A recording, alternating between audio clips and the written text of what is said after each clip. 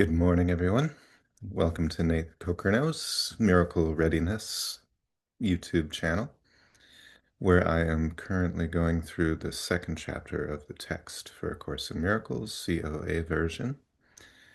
And I think I warned you at one point that this chapter does get into kind of psychological theory. And this is the section today where he really dives in an interesting way and starts to sort of dissect some of the theories, mainly Freud's. Freud is brought up at least 40 times in A Course in Miracles. His name is dropped.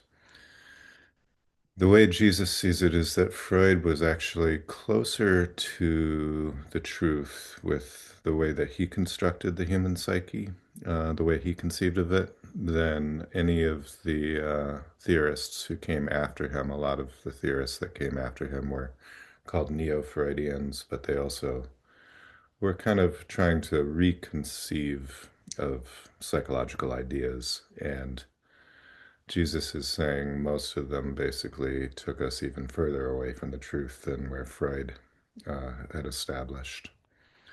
It's very interesting, this section for me, on the level of, you will see as I read through the text today that Jesus really intimately knows each of our souls, or each of our, you could say, individuated minds. He knows us deeply. He knows Freud deeply. He really dives into the soul of Sigmund Freud in this section. And I just find it fascinating to think of this intelligence, Jesus, who has, there's 8 billion of us here, and he has intimate knowledge of each of us. It's kind of like brings up that idea of you have a friend in Jesus, as like, no, take that literally. You really do. Jesus is standing behind you, no matter who you are. All right. Without further ado, I will get right into today's lesson. It is kind of long and lots of footnotes. I'll try not to add too much of my own commentary. All right. This section is called The Basic Conflict, and it is section 11. You are willing to accept primarily what does not change your mind too much, and leaves you free to leave it quite unguarded most of the time. You persist in believing that when you do not consciously watch your mind, it is unmindful. It is time to consider the whole world of the unconscious or unwatched mind. This will frighten you because it is the source of fright. You may look at it as a new theory of basic conflict, if you wish, which will not be entirely an intellectual approach, because I doubt if the truth will escape you entirely. And what he means by that is the basic conflict is a term emphasized by neo-Freudian Karen Horney, who saw it as the conflict between the opposed strategies of moving toward compliance, moving against aggression, and moving away from detachment. The basic conflict in Freudian thought, at least as identified by comments later in this section, is between the hedonistic id and the moralistic superego, a conflict mediated by the Freudian ego. The final part of the sentence is using intellectual approach to describe something you regard as abstractly true without considering that it may be personally true of you. That is kind of, intellectualism is seen as one of the defenses, and it is literally defined as kind of standing apart from. That's what intellectualizing is. I'm like going up to the bird's eye view and looking down on this, but I'm not realizing that the this that I'm looking down on is my own psyche when I'm in an intellectual frame of mind. The unwatched mind is responsible for the whole content of the unconscious, which lies above the miracle level. The unwatched mind then is not responsible for the content of the miracle level of the unconscious, but only that which is above the miracle level. All psychoanalytic theorists have made some contribution to the truth in this connection, but none of them has seen it in its true entirety. Carl Jung's best contribution was an awareness of individual versus collective unconscious levels. He also recognized the major place of the religious spirit in his schema. His archetypes were also meaningful concepts, but his major error lay in regarding the deepest level of the unconscious as shared in terms of content. This is a reference to Jung's archetypes, which he viewed as the contents of the collective unconscious, rejecting the tabula rasa or blank slate theory of the mind. Archetypes are psychic dispositions, patterns, ideas, or images that are present in everyone. From these templates, the basic themes of human life emerge. Examples of archetypes would be birth, death, mother, father, God, hero, trickster. His major error lay in regarding the deepest level of the unconscious as shared in terms of content. He's going to explain why that's not true later on, so I won't get into it. The deepest level of the unconscious is shared as an ability. In other words, the collective unconscious is not filled with particular ideas and images or content or form, archetypes, but with raw, unformed miracle-working ability or miracle-mindedness. As miracle-mindedness, the content or the particular miracles which an individual happens to perform does not matter at all. They will, in fact, be entirely different since I direct them, because I make a point of avoiding redundancy. Unless a miracle actually heals, it is not a miracle at all. The implication is that if miracles were redundant, if they kept occurring in the same forms, they would lose their psychological impact and thus their ability to heal. I think we would, he's saying we would just kind of look at them and say, ho hum. They wouldn't be that awe-inspiring if they were all the same in form. So that's why he likes the redundancy. The flavors, you could say the archetypes are true in an ideal sense, but the way it expresses itself in each one of us, through each one of us, is unique.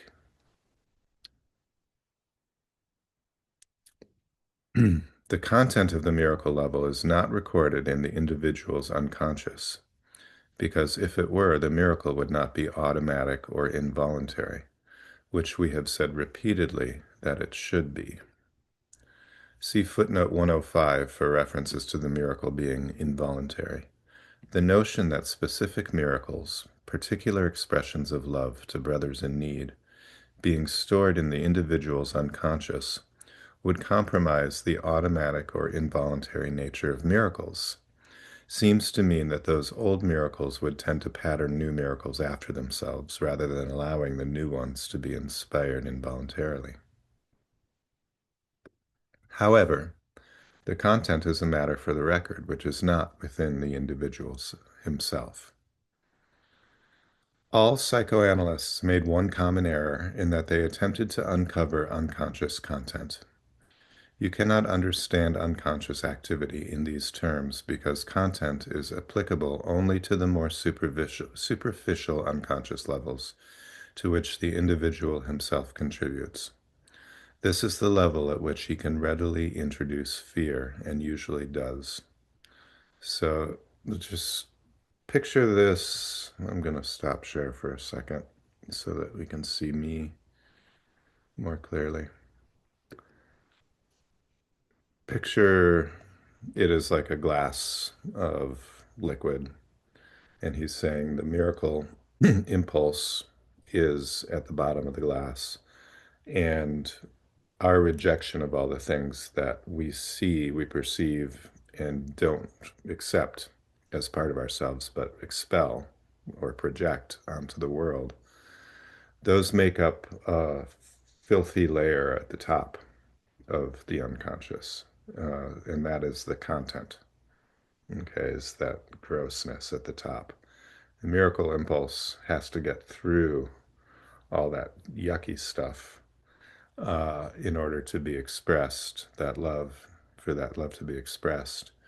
But because it kind of carries with it, if you brought something out from a filthy glass of water, it would have the residue of all that filth on it. We mistake it for the residue, and now we're afraid of it. In other words, that's you could even go as far as to say that explains the fear of God in us, in that the God impulse is carrying this residue of all this other gross stuff that we have laid down on top of it, so that now it looks just as gross and filthy as all that other stuff. Also might, I mean,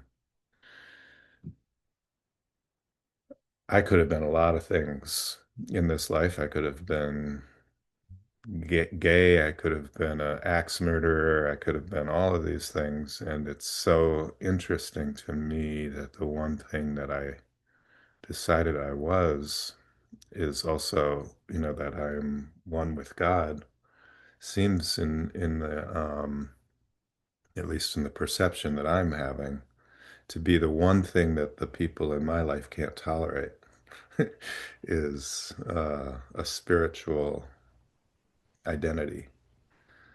Um, that seems abhorrent, at least from my perspective of how people are relating to me. That seems to be like the one thing that is totally intolerable. Like my family would completely accept me if I were gay. They would probably even love me if I was an axe murderer. But they seem to have a lot of difficulty accepting that I've accepted that I am not Nate Kokernot. That's not who I am. Freud was right in calling this level preconscious and emphasizing that there is a fairly easy interchange between preconscious and conscious material. Footnote here. Freud's preconscious includes thoughts that aren't conscious at a given time but aren't repressed and so can be called into consciousness. Jesus here seems to be possibly extending the preconscious to include the entirety of the Freudian unconscious.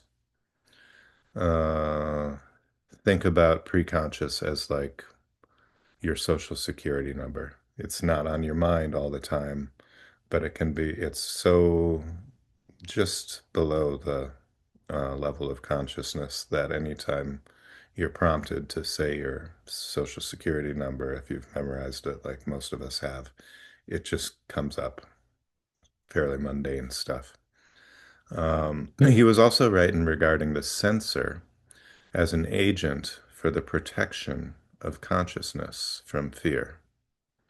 In Freudian thought, the censor, in order to protect the ego, blocks unconscious wishes from consciousness during the day, and during the night transforms these wishes into disguised forms that appear in dreams. I think it might be worth it now just to give you a little introduction into Freud's construction, as he conceived of it, of the mind, of the psyche. And that would be on one hand, there's the id, which is our impulse. Our most animalistic kind of impulses are there in the id, to have sex, to be aggressive, all those things that come up impulsively. That's on one side. Then there's the superego, which we could say is like the moral and ethical knowledge of what the right thing to do is. That's way over here. And as Freud conceived of this, the ego is a mediator in the middle. You could say the ego is the censor itself that is trying to mediate between these two opposing wishes, to be our best self, to get what we want now. Those are the two competing wishes. And the ego is kind of a mediator in between. That's how Freud conceived of the id, the ego, and the superego. His major error lay in his insistence that the preconscious is necessary at all in the psychic structure. If the psyche contains fearful levels from which it cannot escape without splitting, its integration is permanently threatened. It is essential not to control the fearful, but to eliminate it. Here, Rank's concept, this is Otto Rank, of the will was particularly good, except that he preferred to ally it only with humanity's own truly creative ability, but did not extend it to its proper union with God's. Otto Rank was one of Freud's closest colleagues until their break in 1926. Rank was the only early psychoanalyst to emphasize the centrality of will in human psychology. In Rank's system, we are not merely determined by unconscious and biological forces, the id, but determine ourselves through our will. He thus emphasized the importance of choice and moral responsibility, or the superego, the role of the will in artistic creation, and the function of will in creating one's individual self as differentiated from parental influence. He also emphasized will conflicts, a term that Jesus has just used in text 2, chapter 2, X 10, such as the conflict between the will to separate and the will to unite. His, Rank's, birth trauma, another valid idea, was also too limited in that it did not refer to the separation, which was really a false idea of birth. In The Trauma of Birth in 1924, Rank put forward the idea that the shock of separation from the mother at birth is the basis of all anxiety and neurosis.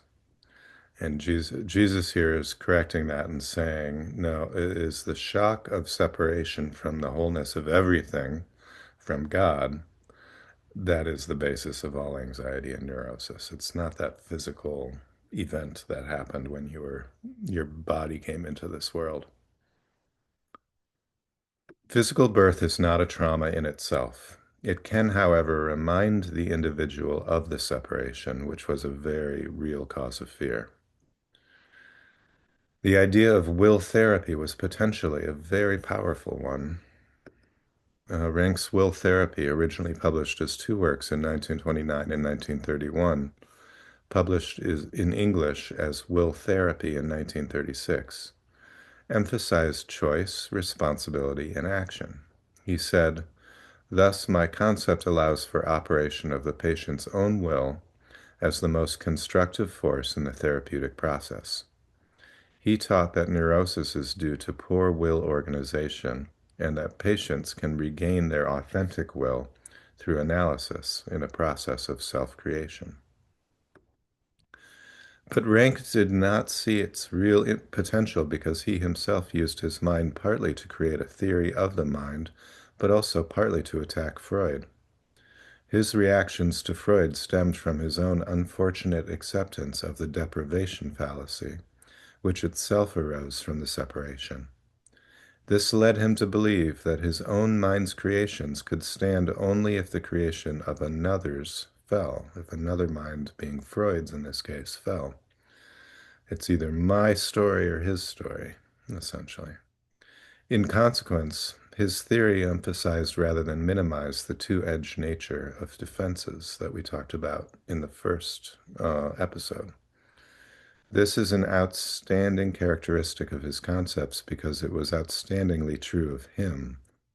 He also misinterpreted the birth trauma in a way that made it inevitable for him to attempt a therapy whose goal was to abolish fear. Rank's therapeutic goal of abolishing fear is criticized here perhaps because, as the next paragraph implies, fear can only be abolished by undoing the underlying miscreation that is its source, that being the separation. Until then, the presence of fear has therapeutic value as an indicator of the miscreation that caused it. In contrast, Rank saw fear, anxiety, as caused by a physical event, birth, and so his therapy aimed at re-experiencing and understanding the birth trauma as the way to dispel fear, which means he was just working on the wrong level, according to Jesus, because he was working with the physical world and not handling this on a spiritual level. This is characteristic of all later theorists who do not attempt, as Freud did in his own form of therapy, to split off the fear. No one as yet has fully recognized either the therapeutic value of fear or the only way in which it can truly be ended. When you miscreate, you are in pain. The cause and effect principle here is temporarily a real expediter. Actually, cause is a term properly belonging to God, and effect, which should also be capitalized, is his sonship. We are a thought in God's mind. In other words, we are the effect of God's thinking. This entails a set of cause and effect relationships which are totally different from those which humanity introduced into the miscreation. The fundamental opponents in the real basic conflict are creation and miscreation. All fear is implicit in the second, just as all love is inherent in the first. Because of this difference, the basic conflict is one between love and fear. There's really only one question that we need to ask ourselves in any moment. Am I separate from everything, or am I one with everything? It's pretty much that simple. Okay? Uh, all of these different theorists have made it exceedingly complicated, almost to distract ourselves from the simplicity. And I've said this before, like the Course in Miracles is in its entirety, I think almost 1,300 or 1,400 pages long. It doesn't need to be that long were it not for the fact that we have complicated things so much through the history of humanity that we need to get back to the truth. We need to undo all the complicated um, untruths that we have thrown in to our understanding of ourselves and the universe.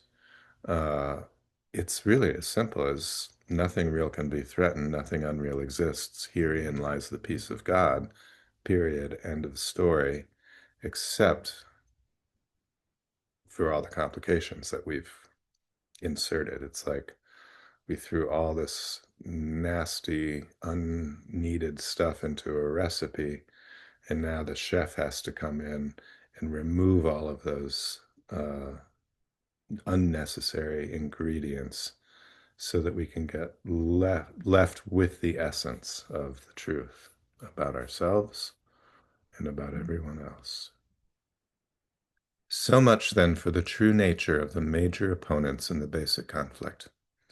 Since all such theories lead to a form of therapy in which redistribution of psychic energy results, it is necessary to consider our concept of psychic energy for next. In Freudian thought, psychic energy, also called libido, is the primal energy that powers the psyche. The energy takes the form of various drives that naturally move toward satisfaction and release. In this respect, Freud was more accurate than his followers, who were essentially more wishful. Energy can emanate from both creation and miscreation, and the particular ratio between them, which prevails at a given point in time, does determine the behavior at that time. If miscreation did not engender energy in its own right, it would be unable to produce destructive behavior, which it very patently does. Okay, so miscreation is when we are in the fear mindset, in the separation mindset, or state of mind. We miscreate. When we are in the atonement principle, when that is currently our state of mind, that is when we create. Everything that you make has energy because, like the creations of God, it comes from energy and is endowed by its maker with the power to make. Miscreation is still a genuine creative act in terms of the underlying impulse, but not in terms of the content of what is made. This does not deprive what is made of its own creative power. It does, however, guarantee that the power will be misused or used fearfully. So I think using that analogy again of like God source is the gasoline in the car, and it doesn't decide for you what you're going to do when you get in that car and turn the ignition on and start driving. If you're going to ram into a group of people, that was you. That was not the God source, but it was the God source, the energy itself that enabled you to do that. So both miscreation and creation come from the same place. It's just what we decided to do with it. Um, because we are either in a state of fear or because we are in a state of the atonement of oneness. To deny this is merely the previously mentioned fallacy of depreciation. See text 210. The fallacy of depreciation is the idea that destructive thoughts do not matter as long as you don't act them out. Although Freud made a number of fallacies of his own, he did avoid this one in connection with psychic energy. The later theorists denied the split energy concept not by attempting to heal it, but by reinterpreting it instead of redistributing it.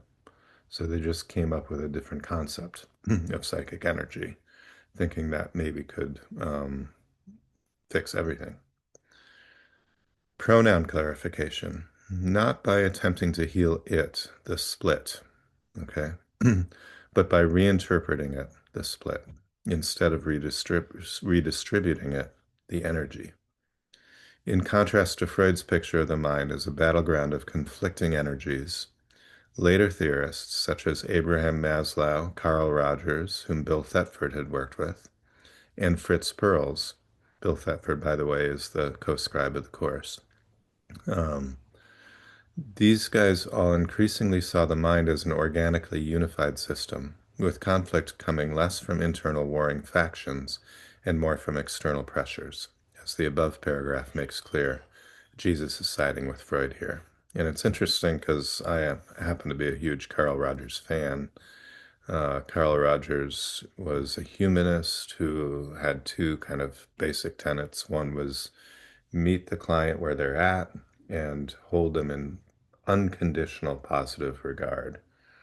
Both of those things, when I was a therapist, I was always striving to do both. I didn't have to strive to unconditionally to hold them unconditionally positively in my mind. I honestly didn't.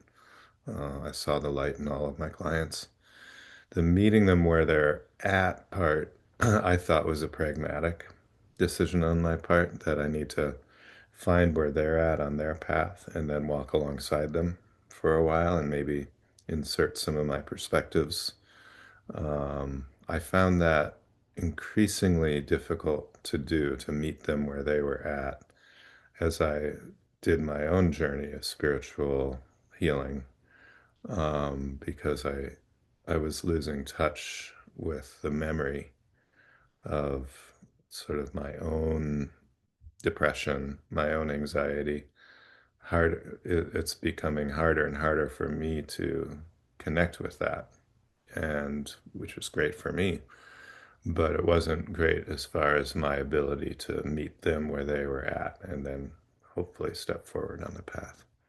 And now I've started to wonder if the whole idea of trying to meet them where they were at instead of asking them to meet me where I am at, was a mistake. I'm not sure. Okay. On with the text. This placed them in the illogical position of assuming that the split, which their therapies were intended to heal, had not occurred. See, they were trying to just like reconceive of the psyche in a way that they wiped the problem right away, which means now there's nothing really to heal from. The result of this approach is essentially a form of hypnosis. The implication seems to be that patients are essentially hypnotized into believing that the basic conflict in them does not exist, though it clearly does. They're still in conflict with themselves. This is quite different from Freud's approach, which merely ended in a deadlock. i.e., a deadlock between the two opponents, later identified as the id and the superego. Freud believed that the best that can be achieved in a human being is a well-adjusted neurotic. A similar deadlock occurs when both the power of creation and of miscreation coexist. This is experienced as conflict only because the individual feels as if both were occurring at the same level.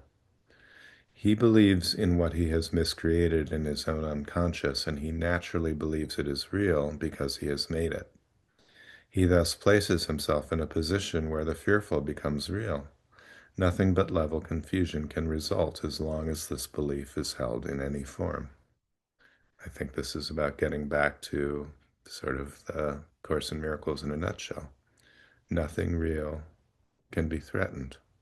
Nothing unreal exists. Herein lies the peace of God, is when we accept that our miscreations are not, in the most fundamental sense, causative. That, yes, on the level of form, this world, what we call the real world, uh, we can miscreate and we can make things awful for ourselves and increase our suffering. But in heaven, where we are currently at the same time as we appear to be here in this world, nothing has changed. We can't take things from this world and affect the real world with them, which is, for me, a source of peace of mind. Inappropriate denial and equally inappropriate identification of the real factors in the basic conflict will not solve the problem itself. The conflict cannot disappear until it is fully recognized that miscreation is not real, and therefore there is no conflict. This entails a full realization of the basic fact that although you have miscreated in a very genuine sense, you need neither continue to do so nor to suffer from your past errors in this respect. So you haven't separated, folks. Just so you know, that can't be done. It's inconceivable to God, goes against God's will, and therefore it can't happen. But that doesn't mean you can't be convinced that you're separated, and then you experience the effects of depression and anxiety and fear and guilt and conflict and sickness and everything that basically we don't like. A redistribution of psychic energy, then, is not the solution. Both the idea that both kinds must exist and the belief that one kind is amenable for use or misuse are real distortions. The only way out is to stop miscreating now and accept the atonement for miscreations of the past. Only this can reestablish true single-mindedness. So here I'm just going to insert this little piece from the text. This is from one of the miracle principles. The confusion of miracle impulse with sexual impulse is a major source of perceptual distortion because it induces rather than straightens out the basic level confusion which underlies all those who seek happiness with the instruments of the world. Now, the sexual impulse is just one flavor of this, but the second part of this passage is what I wanted you to focus on. A desert is a desert is a desert. You can do anything you want in it, but you cannot change it from what it is. It still lacks water, which is why it is a desert. The thing to do with a desert is to leave. So stop miscreating. If you want to get out of the desert, stop miscreating and accept the damn atonement, and you're done. The structure of the psyche follows along the lines of the particular libido concept the theorist employs. Libido is the psychic energy seen by Freud as primarily sexual, but by other theorists as instinctual energy in general, that when misdirected or suppressed results in mental illness. Freud's psyche was essentially a good and evil picture, with very heavy weight given to the evil. This is because every time I mentioned the atonement to him, which was quite often, he responded by defending his theory more and more against it. This resulted in his increasingly strong attempts to make the illogical sound more and more logical. I was very sorry about this because his was a singularly good mind and it was a shame to waste it. However, the major purpose of his incarnation was not neglected. He did succeed in forcing recognition of the unconscious into humanity's calculations about itself, a step in the right direction which should not be minimized. Freud was one of the most religious men I have known recently. Unfortunately, he was so afraid of religion that the only way he could deal with it was to regard it, not himself, as sick. Think of it as like, I'm going to use this analogy of we're all invited to the banquet, but a lot of us are telling ourselves that we're not invited to the banquet, that we are not worthy to be invited to the banquet. And then, in order for us to live with ourselves, we start telling ourselves, well, I don't want to be invited to that banquet. That banquet's filled with all the most unsavory characters. They've all been invited. And therefore, I'm gonna change my stance towards the banquet to make myself feel better for not having been invited. The problem with that reasoning or that logic is you were invited. You just didn't accept the invitation because you didn't think that you were worthy of it. This naturally prevented healing. So it's the whole idea that the biggest, the only real barrier to healing our sickness is believing that we're sick.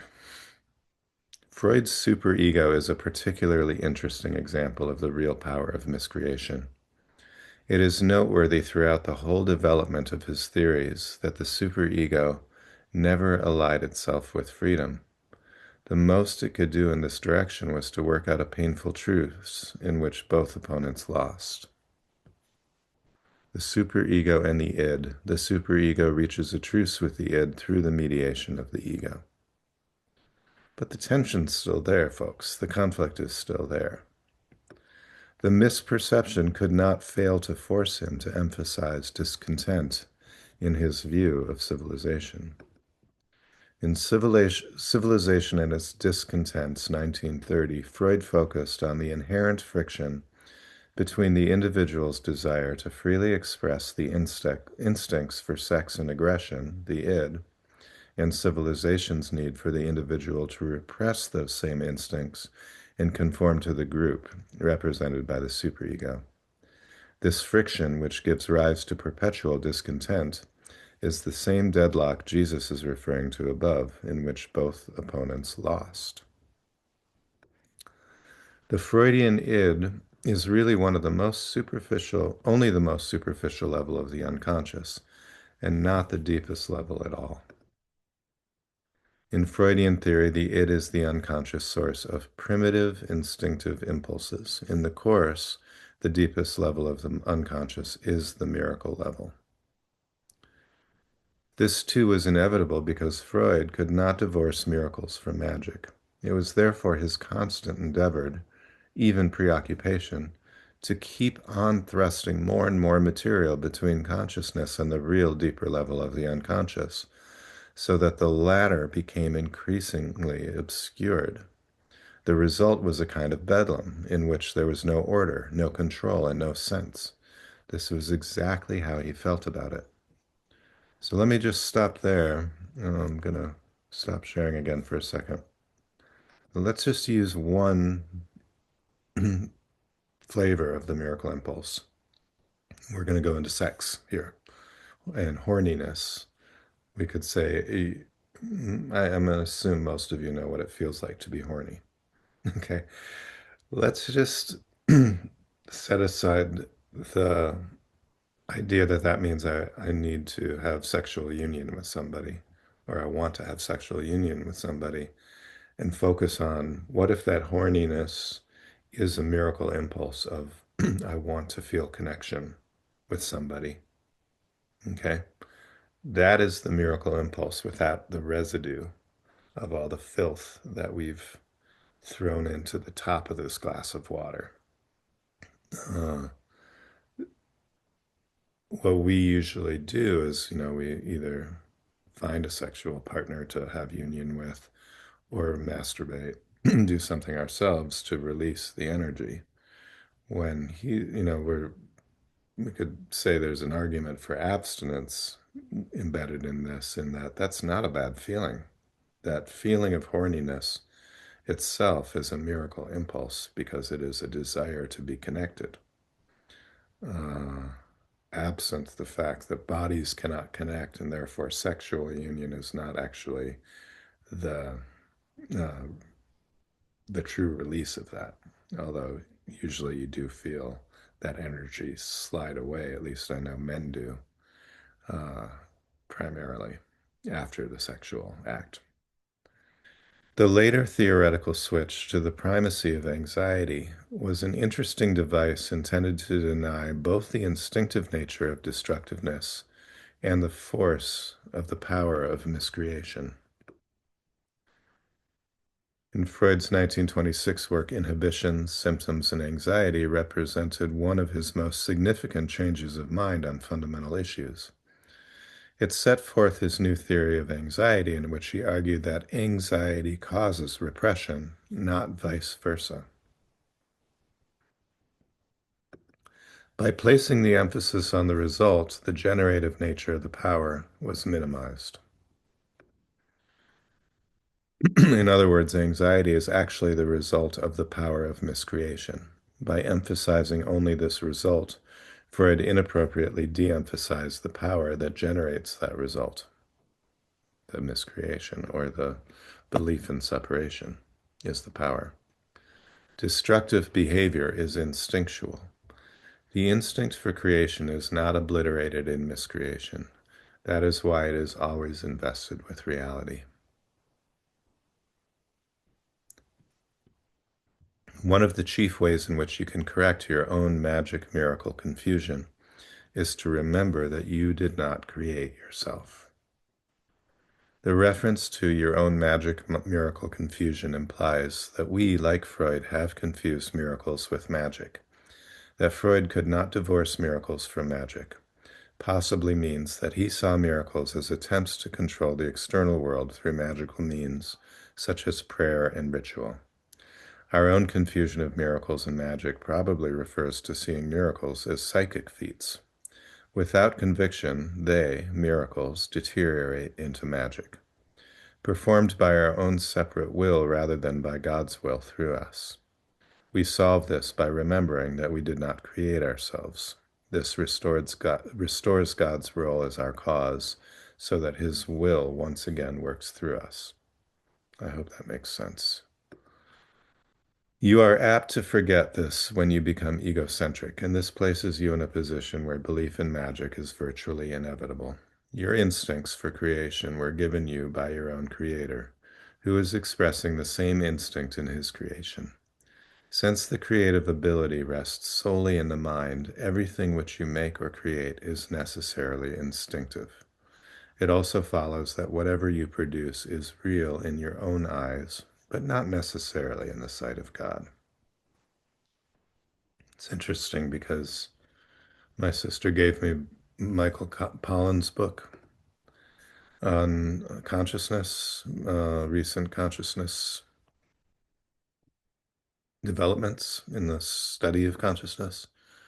And Michael Pollan often refers to psychic stuff as magical thinking, as in, like, even the placebo effect, therefore, would be magical thinking because it's a psychic trick of healing.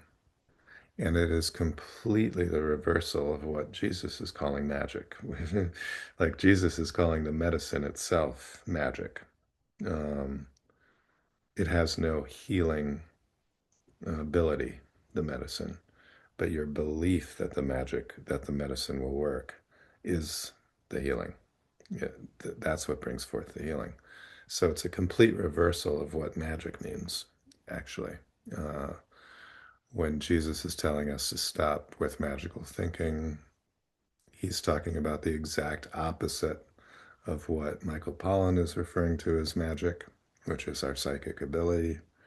I just find it fascinating how completely reversed we've got this whole notion of the power of the mind. We're so set on minimizing the power of our minds. Essentially, as Jesus says it, it's because we are afraid of how powerful our minds are that we minimize it. It's true. Like we literally could move that mountain from there to there with our minds. That's how powerful our minds are because uh, they're everything. Our mind is the fundamental principle. Space and time were generated or projected out from our minds. So therefore, that is a pretty clear illustration in my mind, anyways, as to how powerful our minds are. And if we got over the fear of what we think we would do with that power and really like harness that power, instead, we would create the world of the kingdom of heaven. We would basically bring heaven to earth, which I think is one of the goals of this course, because it's not going anywhere, this earth, this world. Uh, it's not going to end in a nuclear apocalypse. I can guarantee you that. It's here as long as we want it to be here. Is basically the most simple way to say it. All right, I hope you're finding these ideas helpful, and if you do, like and subscribe, and tell your friends about it. And until then, I hope you all have a wonderful day full of blessings and miracles. And I will see you next time. Thanks for joining me.